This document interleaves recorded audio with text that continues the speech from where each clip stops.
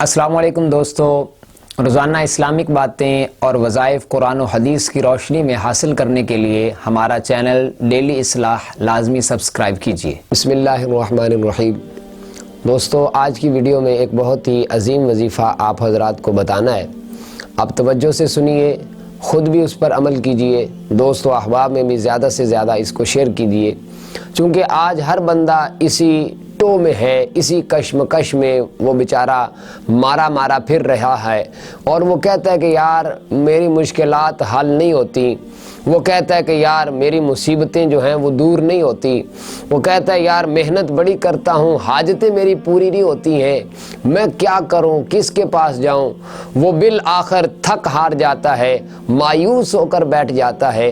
تو ان حضرات کے لیے یہ وظیفہ ہے، اس پر عمل کیجئے خود بھی، اور زیادہ سے زیادہ دوست و احباب میں شیئر بھی کیجئے۔ جو یہ کہتا ہے کہ جناب میری حاجتیں پوری نہیں ہوتی ہیں، جو شخص یہ کہتا ہے کہ جناب مجھ پر مشکلات بہت زیادہ ہیں، میرے رزق میں فراوانی نہیں ہے، طرح طرح کے مسائل میں وہ گھرا ہوا ہے، تو پھر اس کو چاہیے کہ وہ اس وظیفے پر ضرور عمل کرے۔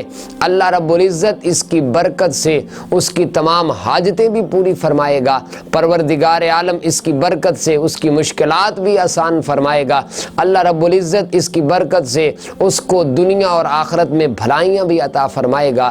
توجہ کے ساتھ آپ حضرات میرے وظیفے کو سنیے اور اس پر عمل کیجئے، خود بھی کیجئے اور زیادہ سے زیادہ دوست و احباب میں شیئر بھی کیجئے۔ وظیفہ یہ ہے، آقا دو جہاں صلی اللہ علیہ وآلہ وسلم ارشاد فرماتے ہیں، جس کو اللہ سے حاجت ہو، جس کو کسی بندے سے حاجت ہو، اس کو چاہیے کہ صبح اٹھ کر نماز فجر ادا کرے، نماز فجر پڑھنے کے بعد اللہ کے قرآن سے سورہ یاسین کی تلاوت کرے۔ اللہ رب العزت اس کی دینی حاجات بھی پوری فرمائے گا، اخروی حاجات بھی پوری فرمائے گا۔ اگر کسی بندے سے حاجت ہے وہ بھی تمہاری پوری کر دی جائے گی، اگر اللہ سے کوئی حاجت ہے تمہاری وہ بھی پوری کر دی جائے گی۔